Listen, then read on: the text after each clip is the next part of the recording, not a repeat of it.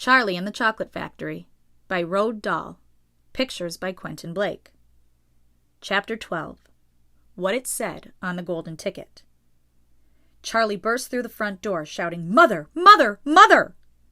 Mrs. Bucket was in the old grandparents' room, serving them their evening soup. "Mother!" yelled Charlie, rushing in on them like a hurricane. "Look! I've got it! Look, Mother, look! The last golden ticket! It's mine! I found some money in the street, and I bought 2 candy bars, and the second one had the golden ticket, and there were crowds of people all around me wanting to see it, and the shopkeeper rescued me, and I ran all the way home, and here I am. It's the 5th golden ticket, Mother, and I've found it." Mrs. Bucket simply stood and stared, while the 4 old grandparents, who were sitting up in bed balancing bowls of soup on their laps, all dropped their spoons with a clatter and froze against their pillows. For about 10 seconds, there was absolute silence in the room. Nobody dared to speak or move. It was a magic moment. Then, very softly, Grandpa Joe said, "You're pulling our legs, Charlie, aren't you? You're having a little joke?" "I am not!" cried Charlie, rushing up to the bed and holding out the large and beautiful golden ticket for him to see. Grandpa Joe leaned forward and took a close look, his nose almost touching the ticket. The others watched him, waiting for the verdict. Then very slowly, with a slow and marvelous grin spreading all over his face, Grandpa Joe lifted his head and looked straight at Charlie. The color was rushing to his cheeks, and his eyes were wide open, shining with joy, and in the center of each eye, right in the very center, in the black pupil, a little spark of wild excitement was slowly dancing. Then the old man took a deep breath, and suddenly, with no warning whatsoever, an explosion seemed to take place inside him. He threw up his arms and yelled, "Yippee!" At the same time, his long bony body rose up out of the bed, and his bowl of soup went flying into the face of Grandma Josephine. And in one fantastic leap, this old fellow of 96 and a half, who hadn't been out of bed these last 20 years, jumped onto the floor and started doing a dance of victory in his pajamas. "Yippee!" he shouted. "3 cheers for Charlie! Hip, hip, hooray!" At this point, the door opened and Mr. Bucket walked into the room. He was cold and tired, and he looked it. All day long, he had been shoveling snow in the streets. "Cripes!" he cried. "What's going on in here?" It didn't take them long to tell them what had happened. "I don't believe it," he said. "It's not possible." "Show him the ticket, Charlie," shouted Grandpa Joe, who was still dancing around the floor like a dervish in his striped pajamas. "Show your father the 5th and last golden ticket in the world." "Let me see it, Charlie," Mr. Bucket said, collapsing into a chair and holding out his hand. Charlie came forward with the precious document.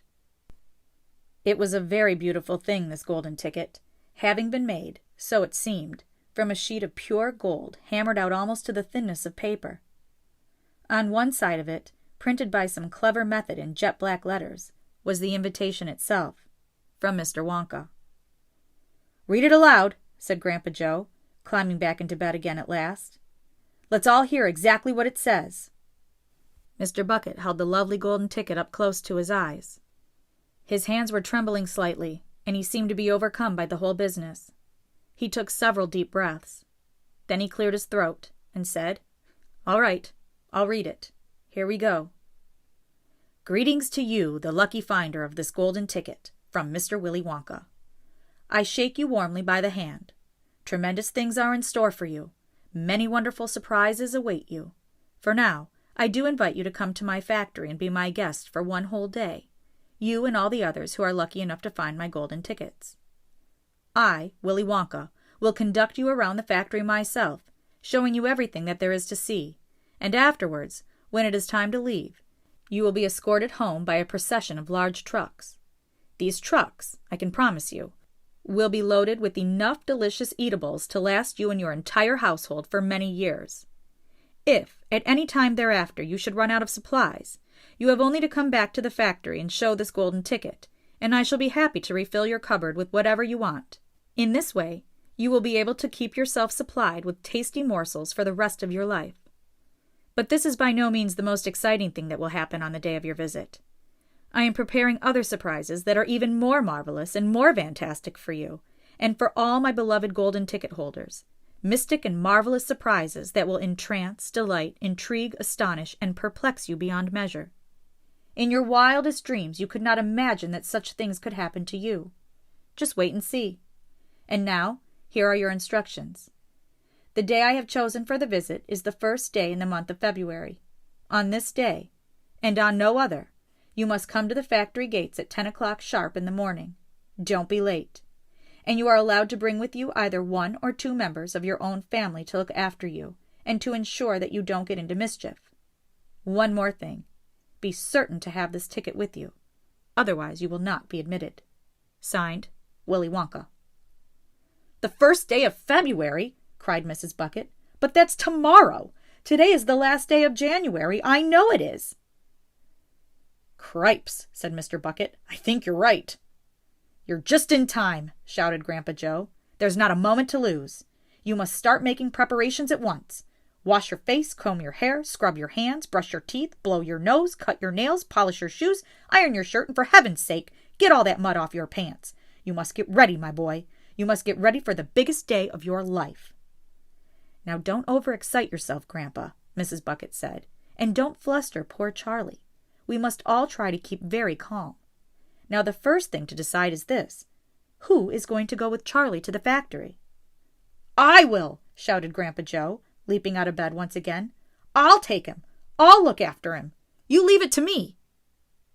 Mrs. Bucket smiled at the old man. Then she turned to her husband and said, "How about you, dear? Don't you think you ought to go?" "Well," Mr. Bucket said, pausing to think about it, "no, I'm not so sure that I should." "But you must." "There's no must about it, my dear," Mr. Bucket said gently. "Mind you, I'd love to go. It'll be tremendously exciting. But on the other hand, I believe that the person who really deserves to go most of all is Grandpa Joe himself. He seems to know more about it than we do. Provided, of course, that he feels well enough." "Yippee!" shouted Grandpa Joe, seizing Charlie by the hands and dancing round the room. "He certainly seems well enough," Mrs. Bucket said, laughing. "Yes, perhaps you're right after all. Perhaps Grandpa Joe should be the one to go with him. I certainly can't go myself and leave the other 3 old people all alone in bed for a whole day." "Hallelujah!" yelled Grandpa Joe. "Praise the Lord!" At that point, there came a loud knock on the front door. Mr. Bucket went to open it, and the next moment, swarms of newspaper men and photographers were pouring into the house. They had tracked down the finder of the 5th golden ticket, and now they all wanted to get the full story for the front pages of morning papers. For several hours, there was complete pandemonium in the little house, and it must have been nearly midnight before Mr. Bucket was able to get rid of them so that Charlie could go to bed. Chapter 13. The Big Day Arrives. The sun was shining brightly on the morning of the big day, but the ground was still white with snow, and the air was very cold. Outside the gates of Wonka's factory, enormous crowds of people had gathered to watch the 5 lucky ticket holders going in. The excitement was tremendous. It was just before 10 o'clock. The crowds were pushing and shouting, and policemen with arms linked were trying to hold them back from the gates. Right beside the gates, in a small group that was carefully shielded from the crowds by the police, stood the 5 famous children, together with the grown-ups who had come with them. The tall, bony old figure of Grandpa Joe could be seen standing quietly among them, and beside him, holding tightly onto his hand, was little Charlie Bucket himself. All the children, except Charlie, had both their mothers and fathers with them, and it was a good thing that they had, otherwise the whole party might have gotten out of hand. They were so eager to get going that their parents were having to hold them back by force to prevent them from climbing over the gates. "Be patient," cried the fathers. "Be still. It's not time yet. It's not 10 o'clock. Behind him, Charlie Bucket could hear the shouts of the people in the crowd as they pushed and fought to get a glimpse of the famous children. "There's Violet Beauregard," he heard someone shouting. "That's her all right. I can remember her face from the newspapers." "And you know what?" somebody else shouted back.